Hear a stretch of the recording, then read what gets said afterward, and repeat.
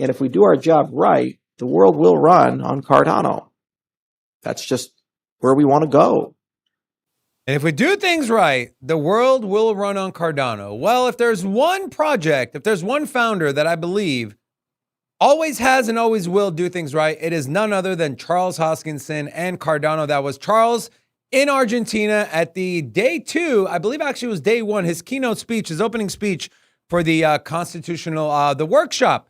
And so they're working hard down there. A lot of different representatives from all around the globe are meeting together to put the pieces, to lay down the groundwork for the best governance model ever. And will the world run on Cardano? It kind of seems like things are starting to fall into place, right? We just had 1 million transactions per second. I want you to understand that.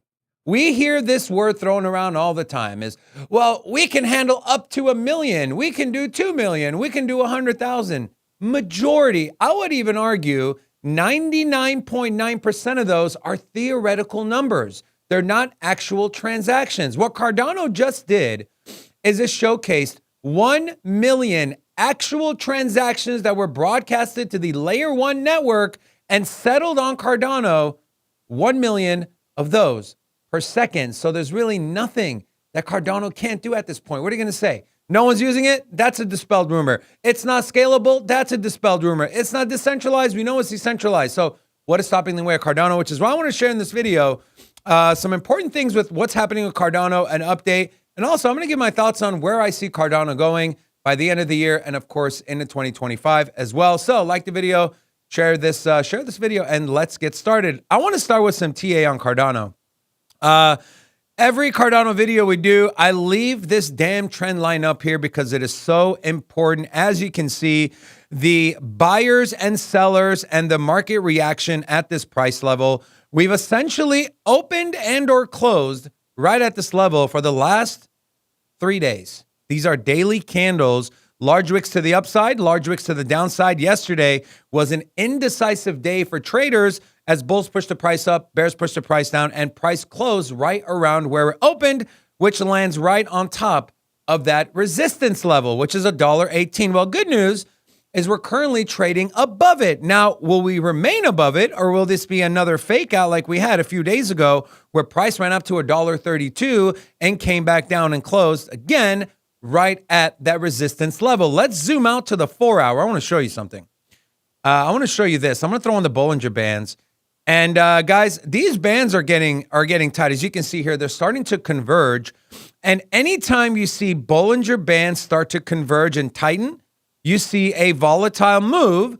Now, I just got to figure out, is that move going to be to the upside or downside? We saw this was back on November 19th when Cardano broke out of these tight Bollinger Bands and the price rallied 60% to that $1.16 to that $1.15 level. And so that is currently where we are now. If we zoom up more to the micro, you can see on the 1 hour, it already is breaking out to the upside. And if we zoom out to the daily again, the Bollinger Bands never started constricting because Cardano has just been running. You want to catch those lower time frames and try to figure out where it's going. And everything is telling us that the uptrend should resume for Cardano. Now, what are some key levels once we do finally get rid of this $1.18, $1.20 resistance? I have them mapped out here. The next one is going to be around $1.57, and the one after that is around $1.90. I believe this move, this breakout, if we can stay above this $1.20 and see some volume coming in, I think for me this is a straight shot to that $1.57, $1.60. You'll get some profit takers, and then I honestly potentially believe in the next 3 weeks, before the year is over, we're going to see a $2 plus Cardano. I really do. With everything happening with the Constitutional Committee, with as we get closer to the inauguration, I have some other stuff I want to share, potential bullishness for Cardano with the SEC and the new chairman. And then you also have this. Whales are buying, right? Whales bought over 100 million ADA in the last 24 hours. That is not dollars, that is ADA. So it's around $120 million. This is a compliment of Ali Charts on X. And just to kind of show you, to reiterate what Ali posted, here are the transaction counts by size. You can see here, your largest gainers over the last 30 days are all $100 to $1,000 transactions, $1,000 to $10,000 transactions. We've had a 300% increase in transactions over between $10,000 and $100,000. And the largest one by far is a 1,370% increase in transactions ranging from $1 million to $10 million. We're even 6xing the $10 million plus transactions.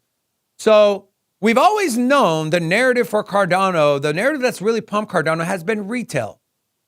We're getting institutions, we're getting large whales now on top of everything else that is happening. And so, which leads me to believe $2 plus Cardano by the end of the year is definitely happening. I mentioned some potential bullish narrative coming out from the new SEC chair that Donald Trump appointed, Paul Atkins.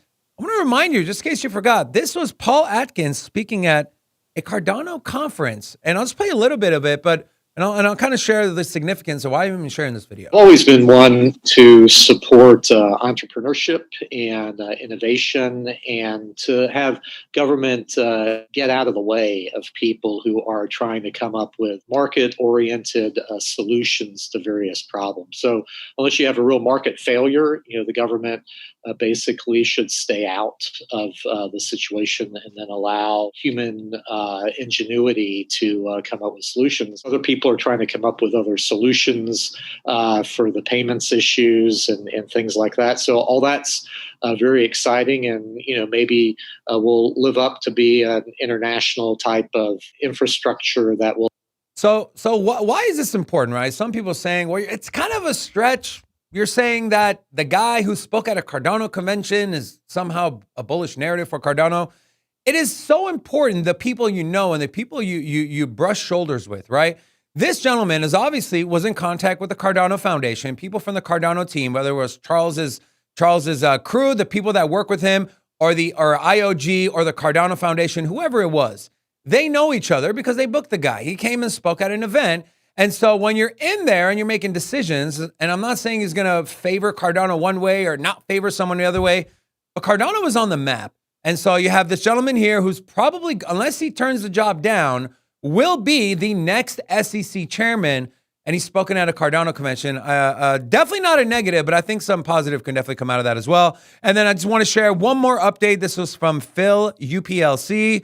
This is an update on a SIP. So fully interoperable programmable tokens are possible on Cardano. I have just published a CIP that details a new framework for programmable tokens that can be recognized by existing infrastructure and used throughout existing dApps.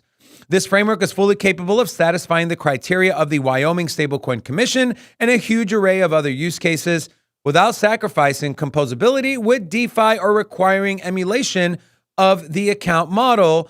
To which someone said, so this is an expensive solution, not a practical one, to which Phil replied, dApps don't need to do anything. It is compatible out of the box. Each token needs its own transfer logic script in the same way each token on ETH needs its own ERC20 script. It isn't expensive, especially when compared to programmability on Ethereum. We know the whole Cardano sidechain narrative, but Cardano, they're doing everything that people want to do, right? Interoperable, scalable, decentralized, secure, never had any downtime, massive community. It's got retail, it's got institutions, it's got stablecoin, it's got DeFi use cases, it's got RWA use cases. So this leads a lot of people to say Cardano is the perfect cryptocurrency. I'm not saying it's the perfect cryptocurrency. A perfect product does not exist. But when we're talking about getting as close to perfect as possible, I can count on one hand how many projects I can list, and Cardano is one of those projects. If you enjoy the Cardano content, make sure to check out the rest of our Cardano videos. We have an entire playlist curated for your enjoyment of watching. Also, speaking of watching, come check out our live show Monday through Friday at 2 p.m. Eastern Standard Time. See you in the next one.